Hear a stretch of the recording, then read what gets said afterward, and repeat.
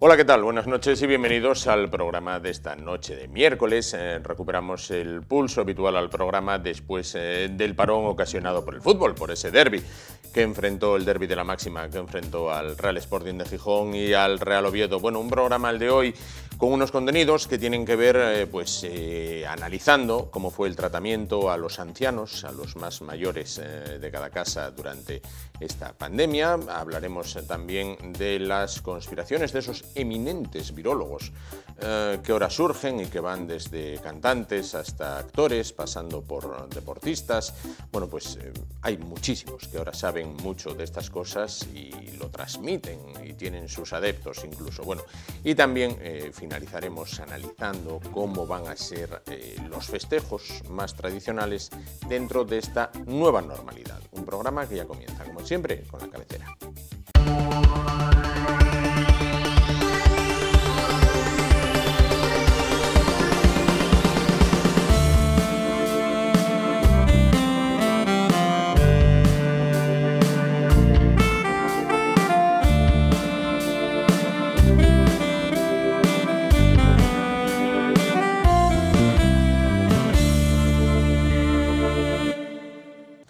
Bueno, vamos a hablar a continuación, de los que fueron protagonistas involuntarios, y digo involuntarios porque en ningún momento, pues quisieron ser el epicentro de la devastación causada en nuestro país por el coronavirus. Vamos a hablar de los integrantes de la tercera edad, de las personas mayores, de los abuelos, aquellos que cayeron en un número muy elevado, sobre todo en las residencias, complicaciones, muchos de ellos con complicaciones de salud ya anteriores a todo el tema del COVID-19, unido precisamente a ese coronavirus, hicieron que perdieran la vida. El pasado 15 de junio fue el Día Mundial de la Toma de Conciencia del Abuso y Maltrato de la Vejez.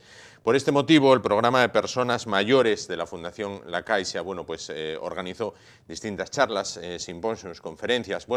Una de ellas corrió a cargo de nuestra siguiente invitada, que creo que ya la tenemos al otro lado de la línea. Se trata de María Jesús Goicoechea, doctora en ética y experta en buen trato, en este caso, a las personas mayores. ¿Qué tal? Buenas noches.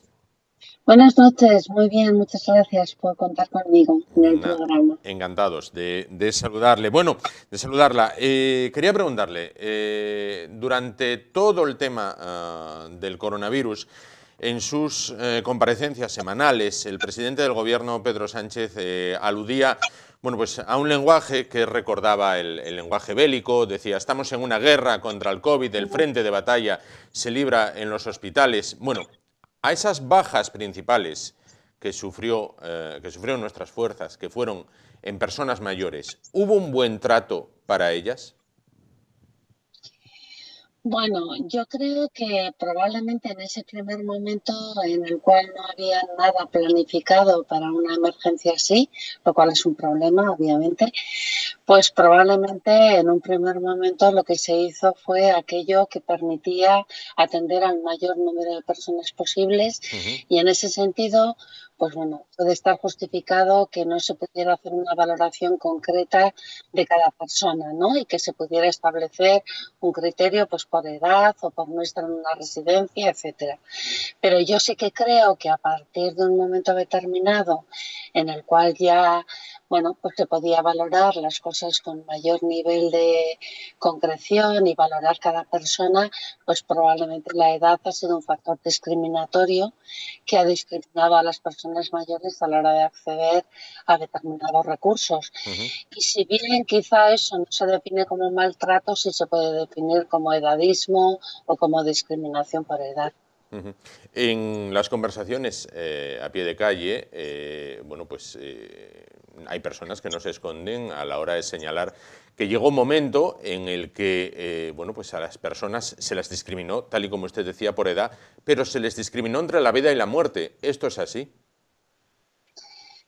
Bueno, yo creo que hubo más discriminaciones que esa. Esa quizá es la que los medios de comunicación han recogido más, ¿no? Probablemente muchas de esas personas pues no tenía sentido el trasladarlas a un hospital, no ahora, sino incluso hace 3 meses, porque su nivel de fragilidad pues no hacía que...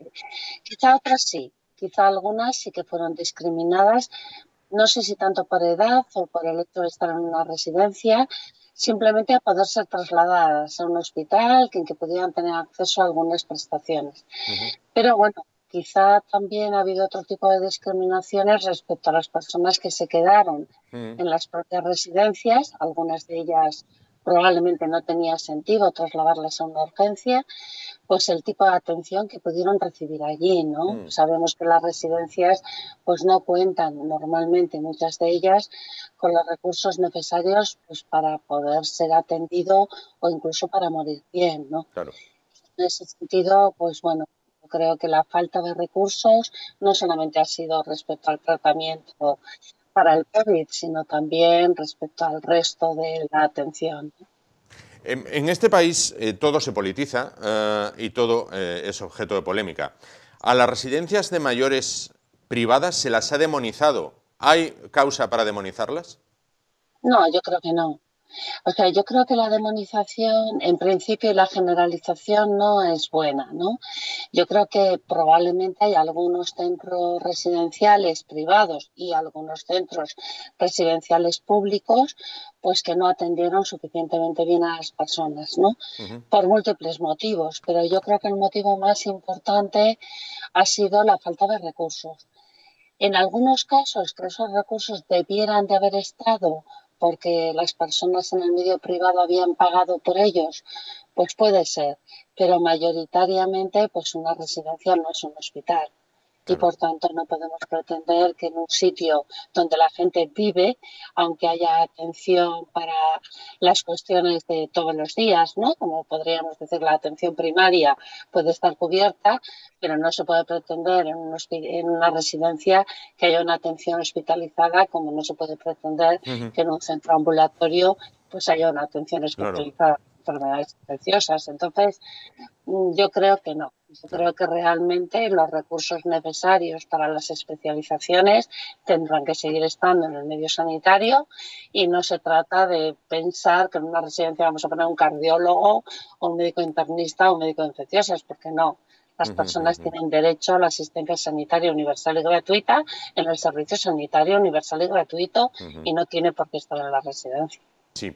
Con coronavirus o sin él, ser anciano en España, quiero decir, ¿los ancianos en España tienen suerte de estar en España o estarían mejor en otros países? ¿O se les trata mejor en otros países?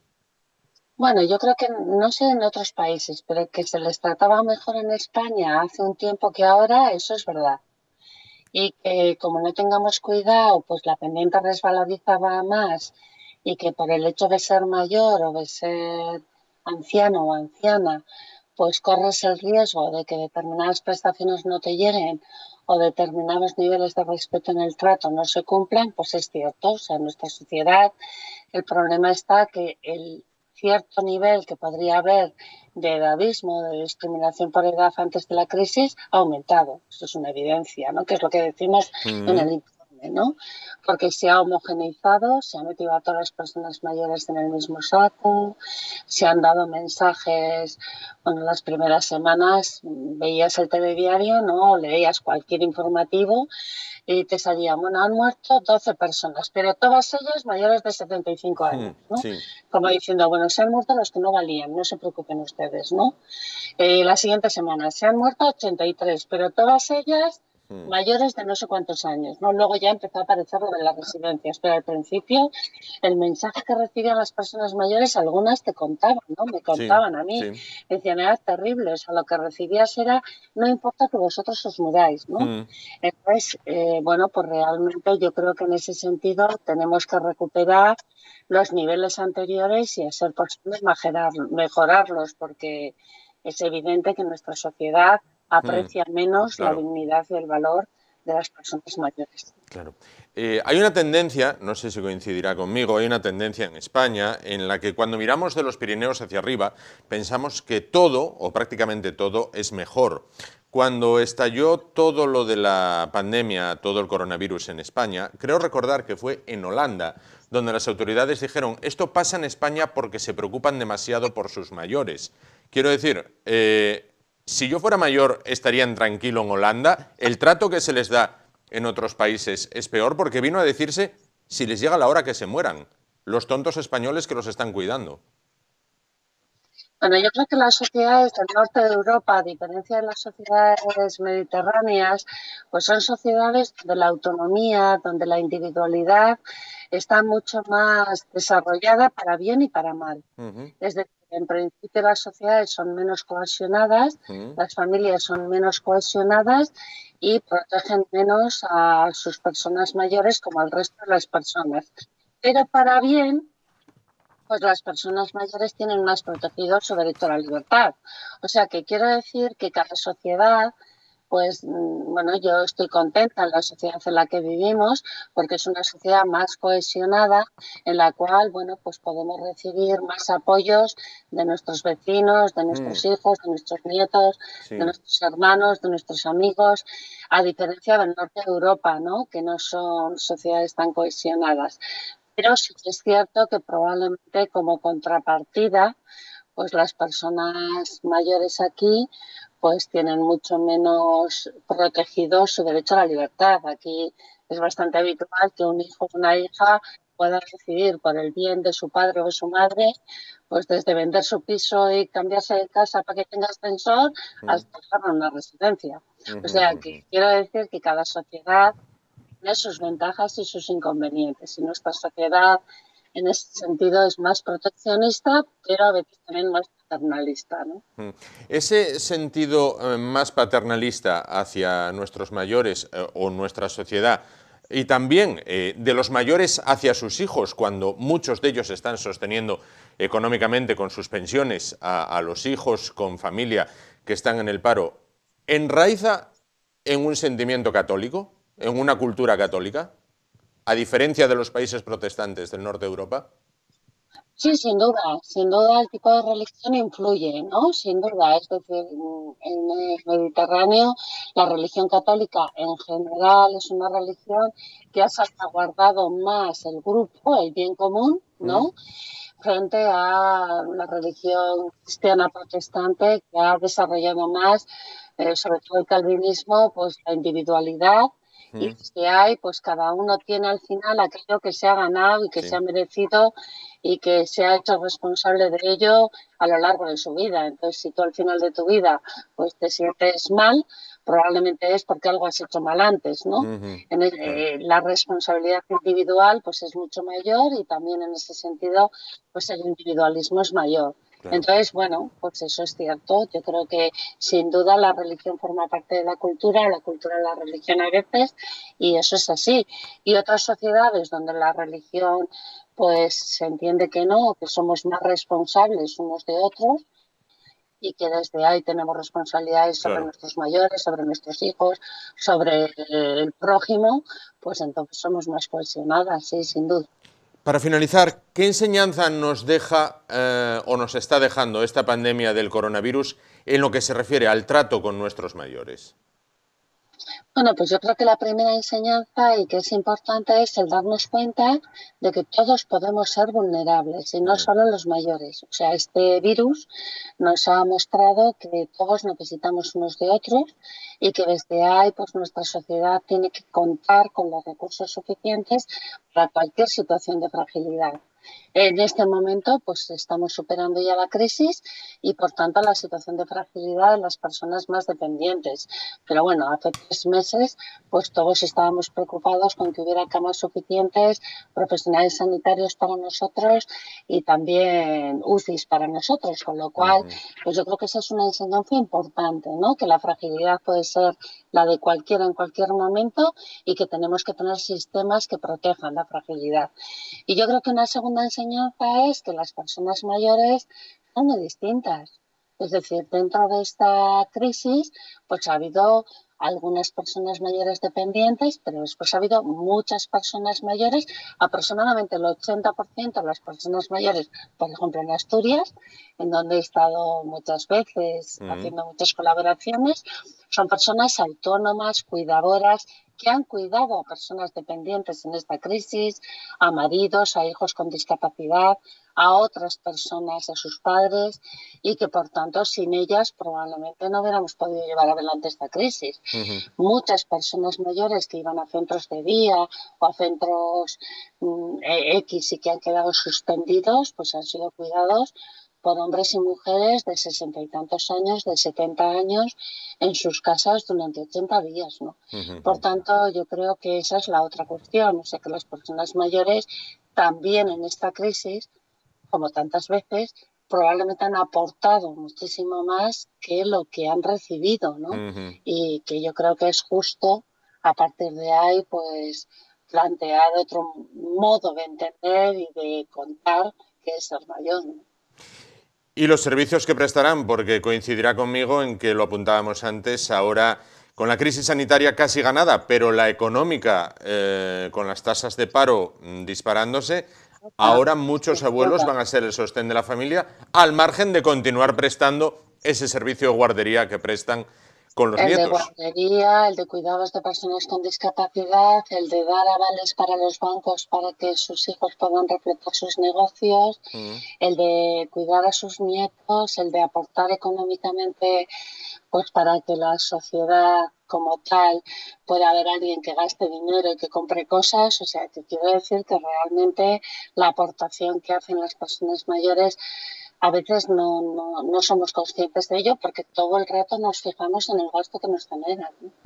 Así que sí, es justo reconocer y reconocerlo y desde ahí recuperar el valor y la estima al grupo de personas mayores, ¿no? Sin duda, pues María Jesús Goicoechea, doctora en ética y experta en buen trato, muchísimas gracias por estar con nosotros esta noche. Muchísimas gracias a vosotros. Buenas noches. Buenas Gracias. noches. Hasta luego. Adiós. Bueno, pues ya lo saben, muchos de ellos, quizás demasiados, bueno, sin el quizá, demasiados murieron durante lo peor del coronavirus. Allá por aquellos días de finales de marzo, principios de abril, donde en España, que se sepa, según los recuentos oficiales, llegaban a morir 900 personas al día. ¿Qué lejos queda ya? Bueno, pues ahora que esas cifras, gracias a Dios, bueno, pues se han superado. Ahora son prioritarios en el sostenimiento económico de sus familias. Nos vamos a publicidad, en un momento volvemos y continuamos el espacio esta noche. Hasta ahora.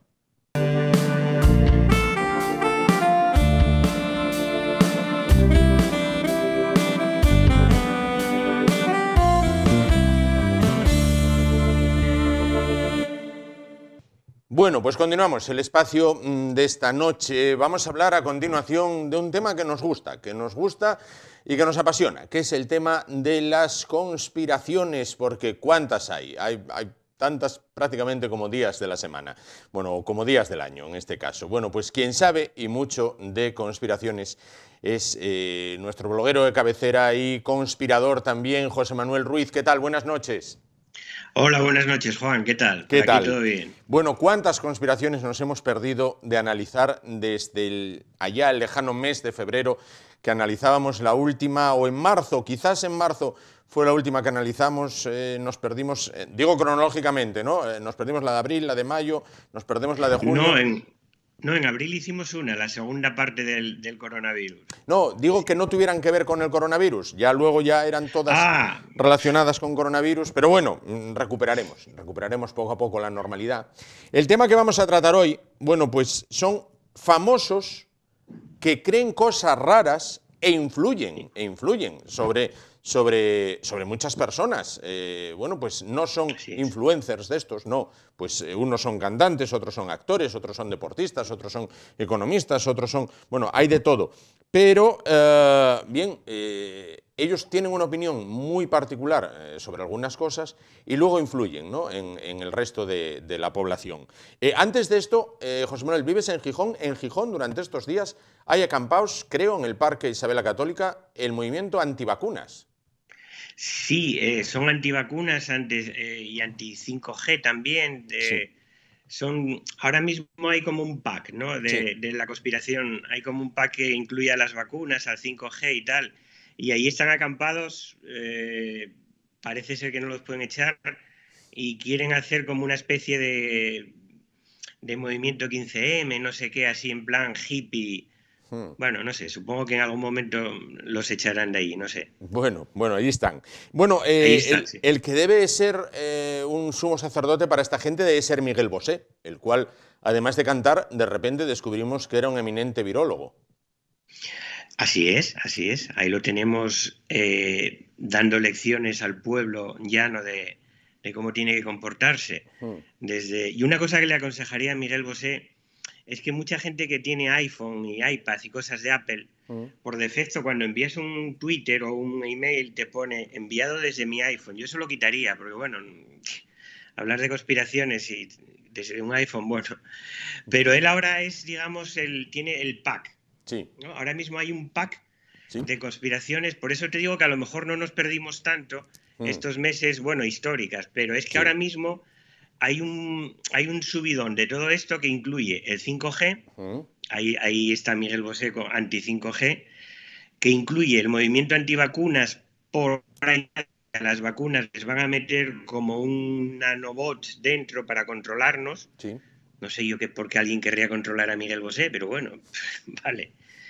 Y esto incluye el orden mundial, esto que ya lleva muchos años, pero bueno, ahora el líder es Bill Gates. ¿Quién nos iba a decir que Soros, el pobre, se iba a quedar en la nada? Ahora es Bill Gates. Entonces Miguel Bosé tiene todo ese pack y lo escupe en Twitter cada poco, y es cierto lo que tú dices, influyendo en muchísima gente, que esto está subiendo como la espuma. Claro. Es tragicómico. Claro. Bueno, quizás otra de las conspiraciones o tendencias, quizás la más actual, es la del tenista, la de Novak Djokovic, que está, bueno, pues de tremenda actualidad porque se ha infectado de coronavirus. Eso sí que es tragicómico, porque Novak Djokovic es de los fervientes admiradores de la pseudociencia. Él es muy de acupuntura, de todas estas cosas. Él afirmó hace tiempo que si tuviese que vacunarse para volver al tenis, que no lo haría. Es un antivacunas también.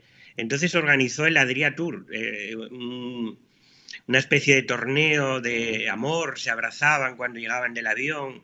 Era todo porque él dice que el cuerpo es suficientemente inteligente para no coger el virus. Y bueno, te diría que es casi justicia poética, porque ayer descubrimos que se infectó, pero por desgracia se infectaron muchos otros jugadores y su mujer. Entonces, claro, como te he dicho muchas veces, esto en la conspiración tiene que ver mucho con el mundo occidental y con gente que le sobra el tiempo y el dinero. Pero bueno, ahí está. No sé si el amor, supongo que lo pasará suavemente y dirá que el amor lo salvó y estas cosas. No sé, es un personaje, un grandísimo tenista, pero efectivamente. Mucho cuidado con lo que dice. Bunbury sobre Bill Gates. ¿Qué le pasa a Bunbury? Bueno, Bunbury se apuntó ahora a lo de Bill Gates, sí, porque tú sabes que hay un tipo de ricos especialmente odiados, ¿no? Tú puedes ser millonario, puedes ser un tiburón financiero, puedes arruinarle la vida a la gente, pero mientras no dones dinero, no se van a meter contigo. Ahora bien, esto le pasó a Soros, que bueno, Soros, claro, se metía en cosas políticas y tal, y bueno, era el rey de la conspiración, ¿no? Soros. Aquí en España vimos a Amancio Ortega, que el pobre hombre donó a la ciencia y se convirtió en el blanco de todo. Y Bill Gates en el año 98 fundó Gavi, la fundación para la acción mundial, la fundación Bill y Melinda Gates con su mujer, ¿no? Y promueven fuertemente la vacunación. De hecho, aporta más él que cualquier otro país del mundo, su fundación, ¿no? Ha erradicado la malaria en algunos países. Y esto, claro, no lo acepta mucha gente, ¿no? Porque, claro, ¿por qué va a dar dinero un millonario? Algo hay detrás, ¿no? Entonces lo hace para controlarnos, ¿no? Y Bunbury pues se subió al carro ahora, pero bueno, Bill Gates lleva ya un tiempo siendo el personaje más odiado del mundo. Sin duda. Bueno, ¿qué le pasa a Santiago Cañizares y las vacunas de los fetos? Sí, que dice que las vacunas están hechas con fetos. Esto es una media verdad. A ver, hace muchos años es verdad que las células que se usaban provenían de un feto abortado, estas cosas. Lo que pasa es que esas células en los laboratorios, y esto se lo consulté a un amigo biólogo, hay una cosa que se llama que las inmortalizan. Es decir, cogen la célula original y de ahí pueden replicarla las veces que quieran, con lo que... hay un famoso caso de Henrietta Lacks, no sé si te suena. No. Esta mujer tuvo un cáncer muy, muy agresivo que en el año 51, 52, por ahí. Entonces se tomaron células de muestra de ella que aún hoy se usan en laboratorios para estudiar. Entonces las vacunas que se hacen hoy, pues a lo mejor se usan réplicas de células de hace muchísimos años. Es una media verdad. Y en todo caso debería preguntarle al Vaticano, porque Ratzinger, cuando estuvo de Papa, dio su visto bueno para usar este tipo de células, con lo que anda un poco despistado Cañizares. Claro, en este caso, bueno, pues aparte de dedicarse a sus cosas de la religión, bueno, pues también opina sobre las vacunas hechas a base de fetos. Bueno, por otra parte, declaraciones impagables de esas que piden mármol. José Luis Mendoza, presidente de la Universidad Católica de Murcia, dice: las vacunas tienen chis para dominarnos. Chis, no sé si será la traducción inglesa de queso o... Es verdad, sí, chis. Chis. Es que es de estos personajes que si no existieran habría que inventarlos, ¿no? Porque lo dice literalmente, dice, porque esto se sabe que Bill Gates, y hace el gesto, nos va a meter un chis para controlarnos. Sí. O sea, pobre Bill Gates intentando controlar a Miguel Bosé, a este señor, madre mía. Ahí está. Bueno, esto se basa, permíteme una cosa, en los nanobots, en todas estas historias, porque ahora lo de las vacunas, el movimiento antivacunas, si recuerdas, era sobre todo por el tema del autismo, que si provocaba autismo, tal, que se demostró que no era así, pero ahora es que están obsesionados con que van a meternos nanobots, que nos van a controlar. Los nanobots es una cosa de ciencia ficción. En la vida real un nanobot es como un sello de correos que se puede usar para... Hay algunos prototipos para curar heridas, pero vamos, eso es pura ciencia ficción. Entonces, claro, cuando alguien dice eso, pero bueno, es la conspiración ahora de moda, lo de los nanobots y los microchips dentro de las vacunas. Hago un inciso que antes dije Santiago Cañizares, no, es Antonio Cañizares. Santiago Cañizares fue el que fue portero del Valencia y de la selección española, que no, está dedicado a otras cosas, no tiene nada que ver. No, es Antonio Cañizares. No, este es el cardenal Cañizares. En este caso, sí, no. Tenía el cardenal en mente, pero dije Santiago, no. Santiago Cañizares se dedica a otras cosas y muy bien, además. Bueno, está la conspiración de que el hombre no llegó a la luna, de la cual ya hablamos en alguna ocasión. Está la de Djokovic, del amor protege del coronavirus. El movimiento antivacunas cuenta entre sus adeptos con Robert De Niro, Jim Carrey, Jenny McCarthy y Javier Cárdenas. Bueno, tiene un cartel. Bueno, algunos, hay muchos más no tan conocidos y tal, pero estos son las cabezas visibles. Y ahí entra lo que te decía yo del autismo. Por ejemplo, Robert De Niro y Jenny McCarthy tienen hijos autistas. Jim Carrey tuvo una relación muy larga con ella. Entonces, cuando salió aquello del autismo, todos estos se subieron al carro. Cárdenas no sé si es el caso. Pero son los que más ruido hacen con el movimiento antivacunas. Claro. Una vez más, la ciencia ha demostrado que esto no es así. Se han hecho cientos de pruebas. Claro, estamos jugando con la vida de muchos seres humanos, pero ahí tenemos a Robert De Niro, cabeza visible de esto. Y claro, es gente que influye mucho en la opinión pública. Claro. Y luego Javier Cárdenas, hombre, esto lo decía en la televisión española pagada por todos. Sí.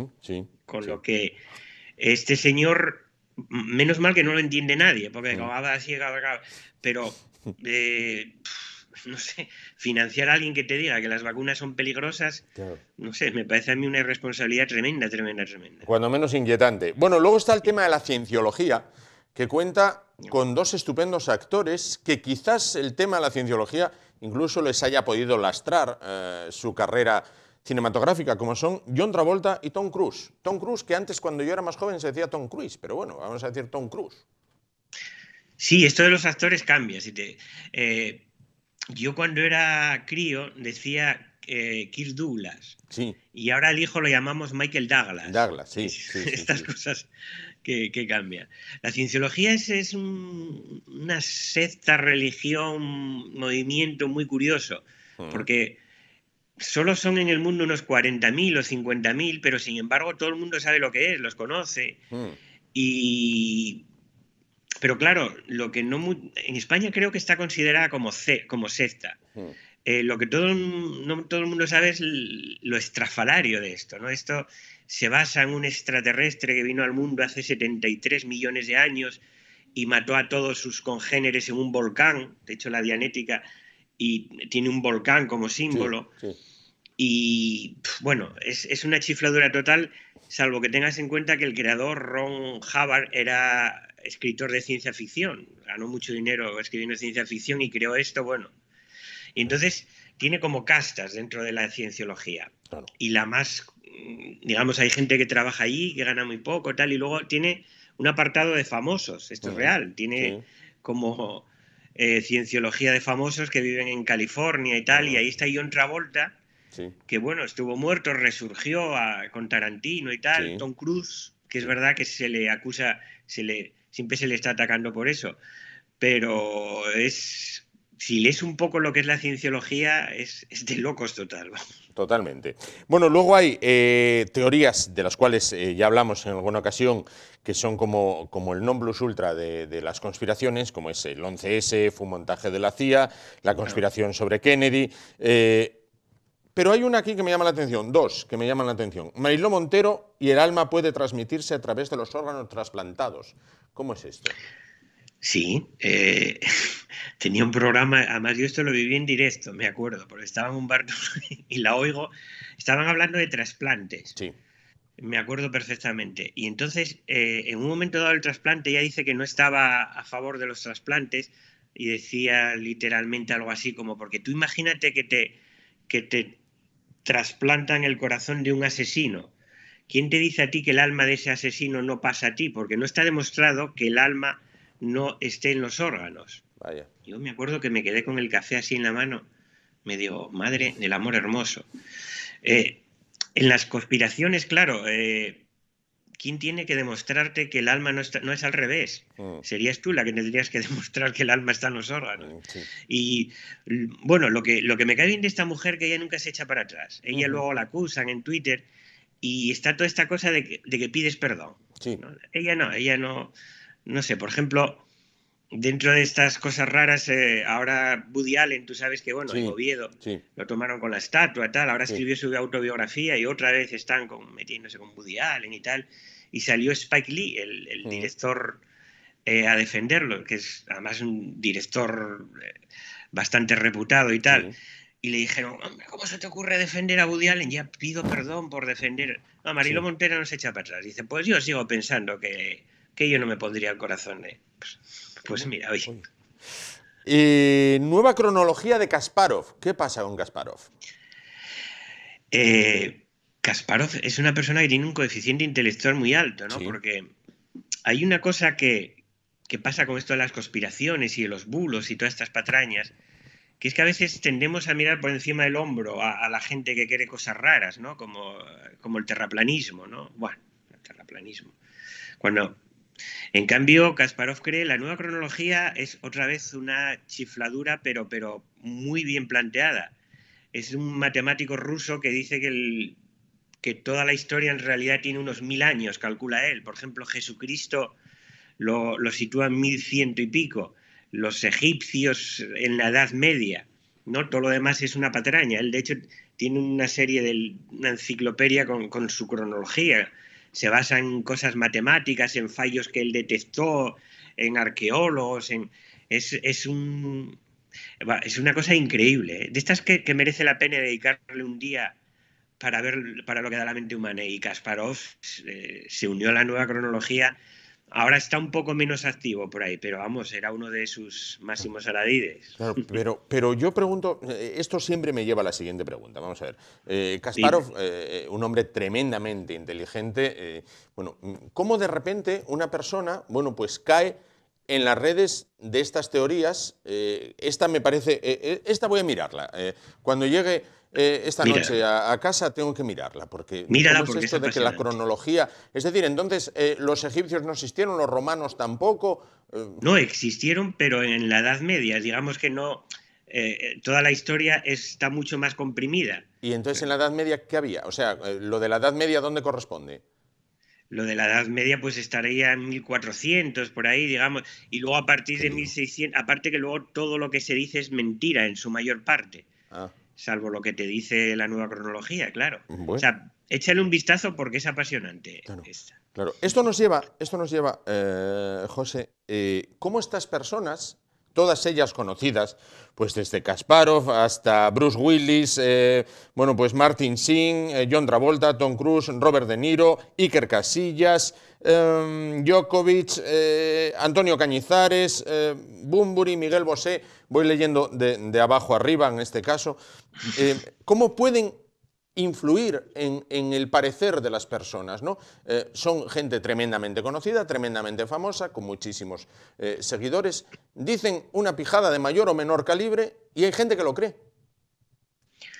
Bueno, porque esto hay que tener mucho cuidado, porque esto es muy fácil, es muy fácil de creer, ¿eh? No creas que estamos en un momento que la gente que cree de todo. Yo, por ejemplo, ahora están de moda los fact-checkers, ¿no? Estas páginas, yo colaboro en una, estas páginas que detectan bulos y digamos que hacen una lista de los bulos que hay, ¿no? Pero todos deberíamos ser un poco fact-checker. Entonces la gente hemos pasado del me creo lo que hay en la tele, lo que me dicen, porque ahí, hombre, ahí ya ves que había periodistas que tienen sus sesgos, evidentemente. No es lo mismo lo que te diga una cadena que otra, pero más o menos... O sea, no, más o menos no, está basado en hechos reales.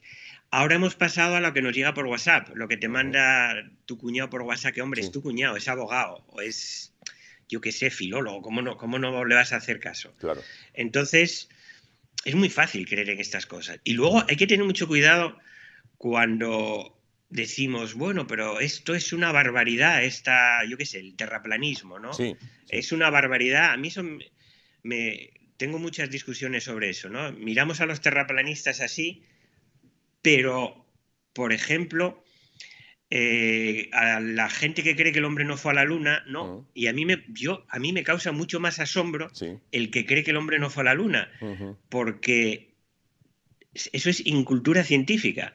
Siempre te dicen, pero bueno, y si fueron a la luna, ¿por qué no volvieron? Pero que volvieron, que hay 12 hombres que pisaron la luna. O sea, para que el hombre no pisase la luna, no es que tuviesen que hacer un documental, una película una vez, tuvieron que hacer saga, o sea, Juego de Tronos, una serie de Netflix, con todas las veces que fue. Entonces, ahora vivimos en la época de los titulares. Tú te llega cualquier titular y te lo crees. La OMS dijo, la OMS no dijo. Yo, por ejemplo, últimamente miro mucho la página de la OMS, los comunicados, los oficiales y tal, porque dice mucho menos de lo que decimos que dijo y todas de lo estas que se cosas. propaga que dijo. Entonces, te lo dice Miguel Bosé, alguien a quien admiras y tal, es famoso. ¿Por qué te iba a engañar Miguel Bosé? ¿Por qué te iba a engañar? Ahora que vivimos en una época infantilizada, sin pensamiento crítico, ¿por qué te iba a engañar Miguel Bosé? Claro. Claro. ¿Sí? Dentro de lo que crea opinión una persona famosa, no sé si fue ayer, si antes de ayer, escuché, ha hecho más en la labor de oposición al gobierno Belén Esteban que todos los grupos de la oposición. Esto es así. Con el tema de Jorge Javier, ¿no? Sí. En Twitter, por ejemplo, se fue trending topic, pero vamos, un día entero, porque, claro, es un personaje muy odiado, no sé qué, pero claro, de repente... muy odiado y muy querido. Lo tuve que buscar por ahí, parece que le plantó cara al otro, que es así como un poco dictatorzuelo, tú tienes que pensar. Y de repente, pues bueno, sí, ahora son como dos líderes de opinión. Si tú eres de izquierdas, pues tu líder de opinión es Jorge Javier o Wyoming, y si eres de derechas, pues es Belén Esteban o Lomana o no sé. Porque vivimos en la época, no sé si lo hablamos alguna vez, de las opiniones, no de las ideas. Ahora no se discuten ideas, por lo menos en la tele y eso, ¿no? Aquella época en la que tú veías gente discutir sobre ideas, debatir, ahora son opiniones. Yo opino, yo creo que tal y cual. Entonces, todo esto es normal. como escéptico ya casi no me extraña nada. He visto tantas cosas, así que Belén, líder de opinión. Pues mira. Belén, líder de opinión. Bueno, pues ver para creer en este caso. Belén, líder de opinión, y Jorge Javier, adalid de la pluralidad democrática. José, muchísimas gracias. Ya se prepara el verano, ya está a la vuelta a la esquina, con lo cual, bueno, pues el próximo mes, si te parece, volveremos a hablar, a ver, de algo que tenga que ver, bueno, pues no sé, con el verano, porque estas conspiraciones dan para todo, entiendo que dan para todo, y voy a leerme esta noche, cuando llegue a casa, lo de la nueva cronología de Kasparov. A ver, en este caso, vamos a bucear en esto, a ver en qué consiste. Te va a encantar, te lo adelanto que te va a encantar. A ver si de repente descubro que, no sé, mi abuelo fue granadero de Napoleón, porque tuvo que ser el otro día, cuando estuvo Napoleón aquí entre nosotros, más o menos. Y a lo mejor me llamas y me dices que, bueno, que entiendes que la historia ha sido falsificada. Vete a saber. Lo dice Kasparov. Ya ¿Qué te iba a engañar Kasparov? Que lo dice Kasparov, cuidado. Y lo de las vacunas lo dice Miguel Bosé, cuidado. Pero bueno, José, muchísimas gracias, como siempre. Gracias a ti, Juan. Venga, un abrazo. Un abrazo, Juan. Hasta luego, hasta luego. Hasta luego, hasta luego. Bueno, pues continuamos. En este caso vamos a dejar lo que son las teorías de la conspiración y nos vamos a ir al tratamiento de la información, que en esta casa, bueno, pues tiene nombre propio, con Javier Neira y sus resistentes del búnker. Bueno, pues esta noche con varios temas sobre la mesa, algunos de ellos que, bueno, pues son de todo, ya verán, hasta los deportes se tocan en esta ocasión. Buenas noches, Javier. Hola Juan, buenas noches. Aquí estamos en el Búnker de la Libertad, a punto de entrar en tu programa, a punto de entrar en esa Asturias Televisión. Y bueno, pues como siempre, hablando para comentar y hablar de la actualidad con libertad. Por ejemplo, vamos a hablar del Día de América, que Oviedo se queda sin el Día de América. Vamos a hablar del 8x8, el vehículo blindado de Trubia, que por fin se va a construir, una gran noticia. Y vamos a hablar del derbi, o sea, de Borja Sánchez. Hasta ahora, Juan.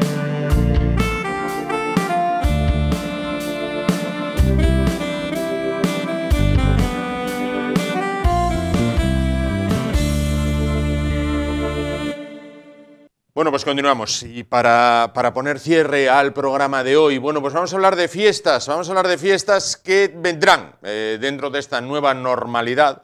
Bueno, pues dentro de esta nueva normalidad en la cual pues vamos a tratar de, primero de sobrevivir, luego de vivir y si se puede disfrutar, bueno, pues hay que hablar de festejos en la capital asturiana que cambiarán, quedarán atrás el cómo han sido hasta ahora y tendrán que adaptarse pues de algún modo a los nuevos tiempos, a las nuevas circunstancias, a la nueva situación, a la nueva realidad, en definitiva. Bueno, vamos a hablar a continuación con Felipe Díaz de Miranda. Él es arquitecto y es presidente de la Sociedad Ovetense de Festejos. Creo que ya lo tenemos al otro lado de la línea. Felipe, ¿qué tal? Buenas noches. Hola, ¿qué tal? Buenas noches, Juan. Bueno, encantado de saludarle. Vamos a ver, no pudo ser la fiesta de la Valesquida debido al tema de la pandemia, no pudo ser de la manera que siempre ha sido, ¿no? Bueno, pues esas zonas verdes, esos parques tan poblados, con la gente, con el bollo, con la botella de vino, con esto, con lo otro, bueno, no pudo ser de ese modo. Sin embargo, para San Mateo la situación, bueno, pues cambiaría, de algún modo esperemos, que para mejor, que no haya esos temidos rebrotes, y entonces ustedes, como Sociedad Ovetense de Festejos, tienen previsto que la cosa sea distinta, pero que no decaiga, ¿no?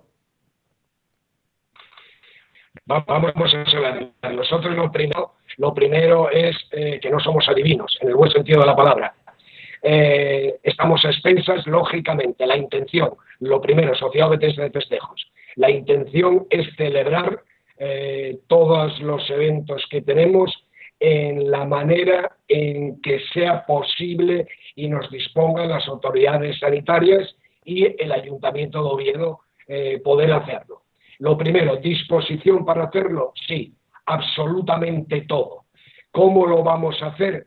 Pues tenemos varios ases en la manga en función de cuál sea el modo en el cual nos dejen celebrarlo. Lo primero, autoridades sanitarias, lógicamente, lo primero y que prima es la salud y cumplir el orden vigente, por decirlo de algún modo, la legislación vigente en cada momento. Sí. Es difícil en las circunstancias y con este gobierno que tenemos prever cuál va a ser el mañana, porque ni en el mismo día las consignas se mantienen, sino que son continuamente cambiantes, y lo que hoy es válido a las 10 de la mañana, a las 11 es distinto y a las 12 no le digo ya lo que puede ser, con lo cual la inseguridad es total y absoluta en cuanto a poder prever con certeza absolutamente nada. Claro. Nosotros, primer punto, la salud de los ciudadanos, cumplir la legislación vigente. Segundo, con ese parámetro fijado, el Ayuntamiento de Oviedo, colaboración total y absoluta con el Ayuntamiento de Oviedo, porque la Sociedad Ovetense de Festejos, donde celebra el evento, es en las calles públicas de la ciudad de Oviedo, sí, y la competencia de poder autorizarlo o no es el Ayuntamiento. Con lo cual, primero, saber cuáles las ordenanzas estatales, por decirlo de algún modo, sí, y lo segundo, saber cuál es la predisposición del Ayuntamiento. Claro. Bueno, leía unas declaraciones suyas de hace unos meses donde decía: hay que tratar de convertir Oviedo en una capital de festejos. Bueno, obviamente eran unas declaraciones antes de todo lo que se nos vino encima, pero la idea es esa, la idea es recuperar, para el sentido bueno, esa frase de gente de Oviedo, tambor y gaita, que también los de alrededor gaita y tambor, cuidado, Oviedo, los de alrededor gaita y tambor, pero bueno, bien, sí. Bueno, yo creo que más que nunca ahora mismo estamos en un momento que hemos pasado lo que hemos pasado, y a la gente hay que devolverle esa mínima confianza, esa alegría de volver a querer a vivir, y no hablar solo de pandemia, del COVID, de desgracia y de tragedia. Claro. Nos conviene psicológicamente y sociológicamente la cabeza, que la gente vuelva a recuperar su normalidad con las debidas precauciones, no cabe duda, pero lo que no cabe duda es que a la gente le tenemos que volver a dar ilusión, lo primero en el trabajo, en la salud y en los festejos, por supuesto. Claro. Bueno, yo el otro día estaba en casa, estaba en casa de mi madre, sacó un álbum de fotos, para mí muy antiguas, para ella no tanto, y se veía una foto de un coche de estos Cadillac americano, un Aiga que se llamaba, con Carmen Sevilla, una Carmen Sevilla jovencísima, guapísima, bellísima, por la calle Uría. Y me dijo mi madre: ¿sabes quién es esta? No, Carmen Sevilla. ¿Y esto? Y me dijo: esto era en San Mateo del año, sabe Dios. Bueno, por aquel entonces la SOF era equiparable en socios al Real Oviedo. ¿Qué pasó para que hubiera esa desafección popular hacia la SOF? El tema está muy claro. La Sociedad Ovetense de Festejos es el origen de absolutamente casi la totalidad de los festejos que se celebran en la ciudad de Oviedo. Era un grupo de personas que este año celebramos el 70 aniversario. Sí. Oviedo carecía de esa dinámica de festejos, se unió un grupo muy importante, todas las grandes personalidades del momento, y crearon la Sociedad Ovetense de Festejos. De la Sociedad Ovetense de Festejos parten todas las iniciativas que hoy tenemos, desde la cabalgata de Reyes, carnaval, la ascensión, hípico, absolutamente todo ha sido generado a través de la SOF. La SOF existía como una sociedad civil independiente y el ayuntamiento se dio cuenta de la potencialidad que esto tenía.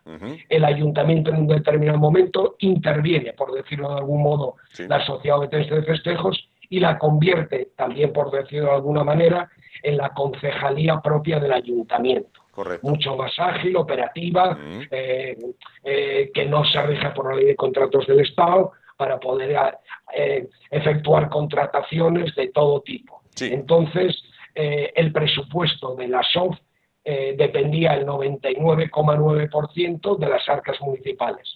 Su presidente nato era el alcalde, y de hecho quien la regía y la gobernaba eran los concejales del Ayuntamiento de Oviedo. ¿Qué pasa con los socios? Que en un principio esto que era tan dinámico y activo de la sociedad civil, se interviene por la municipalidad y lógicamente decae en cuanto a sociedad civil.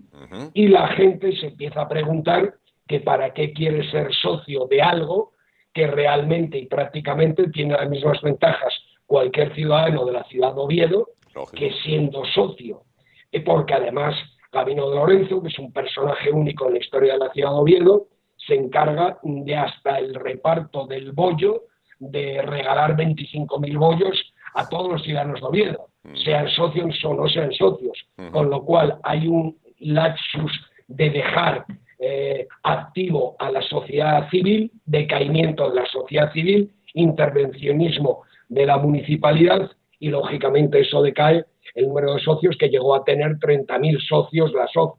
30.000 socios, estamos hablando de un número importantísimo, a los 5.000 que ahora mismo pueda haber. Claro. Ahora mismo se ha producido lo contrario. El ayuntamiento deja en manos de la sociedad civil nuevamente, desde hace un año, se celebran las primeras elecciones libres y llegamos una serie de personas de la sociedad civil a recuperar la SOF e intentar darle el impulso que nos deje el ayuntamiento, porque lógicamente la dinámica del ayuntamiento era realizar todas las actividades que hacía la SOF antes. Claro. Bueno, podría llevarnos a un tema paralelo que no tendría que ver directamente con la SOF, pero me llama la atención, me dijo Gabino Lorenzo, un personaje único. Único es una palabra ambigua. Único para lo bueno o para lo malo. Para absolutamente todo, aunque yo la valoración es muy positiva, porque de ver la ciudad cuando la coge él a cuando la deja, creo que no tiene color. Único para determinadas actividades, en el buen y mal sentido de la palabra, pero mucho más en el buen sentido de la palabra, sin lugar a duda. Errores ha cometido, lógicamente, pero en su haber hay logros importantísimos, como es la imagen de la ciudad de Oviedo en el exterior, la rehabilitación, el concepto que se tiene afuera de Asturias de Oviedo, la limpieza, determinadas acciones culturales que ha puesto en marcha y que nos han situado en la órbita de España y del mundo. Sin duda. Por otra parte, ser socio actualmente de la SOF, 30.000, me decía, en los tiempos en los que era socia mi madre, por ejemplo, y desfilaba Carmen Sevilla por la Cayuría, 30.000 más socios que el Real Oviedo, 5.000 actualmente. Como presidente, ¿qué puede decirle a un ciudadano de Oviedo para que se haga socio de la SOF? ¿Qué ventajas puede tener? Bueno, las ventajas, hemos iniciado una nueva andadura. Esa nueva andadura, lo primero, normalmente en función de lo que das, recibes, normalmente. Sí. Entonces, dicho muy ambiguamente, claro, el socio de la SOF paga 10 euros, ¿vale? Sí. 10 euros no es una cantidad importante como para poder ofrecer tampoco muchas cosas muy importantes. 10 euros año. Ahora mismo, ¿qué tenemos en mente? Pues tenemos en mente continuar, lógicamente, por supuesto, con el reparto del bollo y el vino. Ajá. Lógicamente, antiguamente, en estos últimos años, había sufrido esta actividad una degradación en cuanto al material y la calidad de manera sustancial, y ya el año pasado, por poner un ejemplo, hemos duplicado el coste real del material, tanto del pan como del bollo como del vino, entregándose algo mucho más digno y con una calidad mucho más importante. Eso absorbe ya el 50% de la cuota entre el vino, el bollo y el chorizo. Aparte de eso, hemos puesto en marcha todo un sistema de digitalización, lógicamente, y de informatización, creando para el socio una página web que no existía, parecía increíble, pero a día de hoy no existía absolutamente nada para comunicarse con el socio que no fuese a través de una carta. Tiene una página web donde puede entrar, donde puede efectuar sus pagos, donde puede enterarse de la información que existe hoy día. Tercer lugar, recuperación de actividades, recuperar actividades en las cuales las ventajas sean importantes para el socio, desde colaboraciones con Liberbank, que es una de las entidades, Liberbank y la Caja Rural, son las dos entidades con las cuales mantenemos una relación íntima la SOF, y en las dos entidades ofrecían y ofrecerán, lógicamente, un tipo de ventajas a los socios de la SOF que otras personas normales no tendrán. Claro. Intentar lograr con el Ayuntamiento de Oviedo, como se tenía antes, con la Fundación Municipal de Cultura. Lo que pasa es que claro, estamos viviendo momentos convulsos que no sabemos absolutamente nada. Muy si la fundación continúa, no continúa. Antiguamente se establecían determinados convenios con la Fundación Municipal de Cultura para que eventos que celebraba el Ayuntamiento tuviese un 10% de descuento el propio socio de la SOF. Claro. Y luego todas las iniciativas privadas. Ahora mismo, pues este año, por ejemplo, teníamos habíamos vuelto a recuperar la SOF para la ciudad de Oviedo, el concurso hípico, que se había perdido hace unos años. Pues teníamos asignados en la primera semana de septiembre la realización de un concurso hípico que se ha suspendido. Y se ha suspendido no por culpa nuestra, sino por el contexto general en el cual, aún con la buena intención de nosotros intentar celebrarlo, nos explicaban que los caballos y los jinetes no podían participar porque eran como los deportistas. Tenían que estar entrenados y tenían que venir de una serie de competiciones que lógicamente eran exponer a los animales a unos riesgos que no estaban dispuestos los empresarios ni los jinetes a asumir. Entonces nosotros, y generar otro montón de actividades propias. Teníamos, por ejemplo, pensado para el mes de junio recuperar Oviedo, la capitalidad del Camino de Santiago. Oviedo es el principio del Camino de Santiago y es una potencialidad que creemos que no se había aprovechado hasta el día de hoy, de la mejor manera que entendemos que se puede hacer. Entonces teníamos pensado en la última semana de junio celebrar un gran evento, una semana multicultural en torno al Camino de Santiago. Muy importante, con exposiciones, gastronomía, cultura, actuaciones, festejos, e incluso la iniciábamos con un concierto en la Catedral de Oviedo, que teníamos concedido a la Catedral de Oviedo también para efectuar un concierto. Universidad, catedral, ayuntamiento, plazas públicas. Esto lógicamente queda pospuesto para el año que viene. Actuaciones de la SOF, habéis visto el giro que se ha pegado al desarme. Nosotros queremos no hacer competencia con nadie, sino colaborar y complementar las cosas que existen. Aportamos el año pasado en el desarme una nueva visión en colaboración con OTEA, con la Cofradía del Desarme y con el Ayuntamiento de Oviedo, esa nueva visión que era cultural. Lo primero, una serie de conferencias importantes para que los ciudadanos de Oviedo se enteren de lo que era el desarme, que había una ignorancia bastante, y continúa habiéndola bastante importante, de no saber el contexto histórico, ni lo que es en los dos ámbitos, en el histórico y en el gastronómico. Ahí contamos con Adolfo Casaprima, que es una autoridad en este tema, y con los mejores historiadores de la universidad. Por otro lado, el tema de conciertos. Efectuamos el año pasado 2 conciertos importantes, uno en el auditorio de marchas militares y otro en la Basílica de San Juan el Real.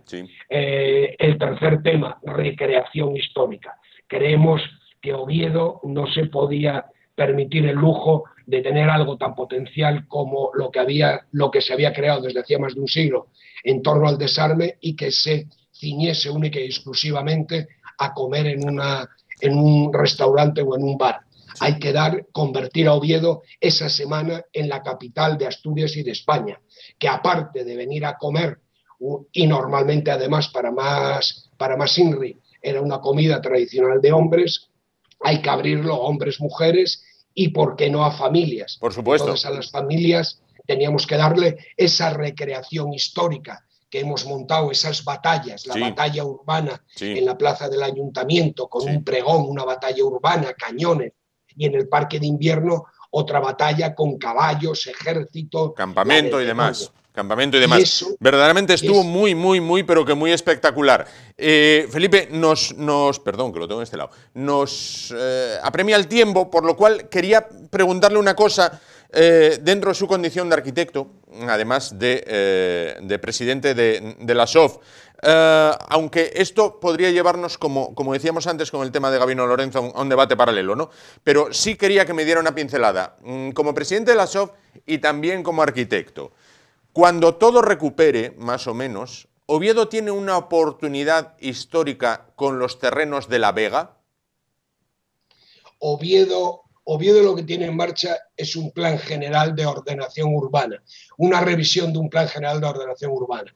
En ese plan general de reordenación urbana hay 2 elementos significativos importantísimos, o 3 incluso: la fábrica de la Vega, los terrenos de Luca Cristo y la fábrica de gas. Esto tendría que convertirse en un eje primordial del futuro desarrollo de la ciudad de Oviedo. La fábrica de la Vega es un dardo envenenado, porque desde mi punto de vista lo primero que tendría que conseguir es que la gente habla de la fábrica de La Vega y antes de llegar a la fábrica de La Vega hay que cubrir etapas y metas. Esto no es un pedir Alicia en el País de las Maravillas y mañana hacer algo. Lo primero es recuperar la propiedad, la propiedad que es del Estado. Esa propiedad del Estado, desde mi punto de vista, Oviedo tiene que hacer una lucha, y digo lucha con todo lo que signifique, desde cortar autopista, manifestaciones, lo que sea, por recuperar del Estado, en este caso de patrimonio del Ejército, los terrenos y la propiedad que en su día la ciudad de Oviedo regaló gratuitamente al Estado, y hoy el Estado no podemos permitir que nos cobre un solo euro por la reversión de algo que le dimos gratis. Claro. Que vayan a hacer caja a otro sitio. Los tiempos han cambiado. Entonces, el primer objetivo, por marcarnos algo, sería recuperar la propiedad, que eso no es fácil. Entonces, en vez de estar hablando de otras cosas, lo primero, yo soy arquitecto, lo primero es la cimentación, la estructura después, el tejado, e ir haciendo poco a poco la casa. Primer objetivo, que no empecemos a discutir qué se va a hacer, no hacer. Lo primero es recuperar la propiedad. Segundo, una vez se recupere la propiedad, calma y paciencia, porque ahí probablemente, desde mi punto de vista y la de muchos arqueólogos e historiadores, está el origen de la ciudad de Oviedo. Ahí probablemente esté la esencia de la fundación de la ciudad de Oviedo, en uniendo lo que era el monasterio de La Vega con San Julián de los Prados. Ahí probablemente encontremos restos arqueológicos del Palacio Rey Fruela, etcétera, etcétera, etcétera.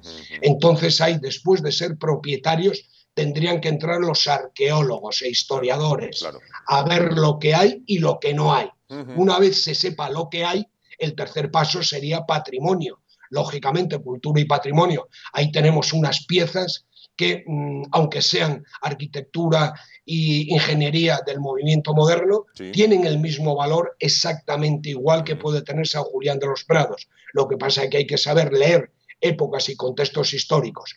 Entonces, primero, propiedad. Segundo, arqueólogos. Tercero, catalogación y por parte de patrimonio y cultura. Y cuarto, actuar urbanísticamente mediante un plan especial que defina los usos posibles para esa pieza fundamental de la ciudad de Oviedo.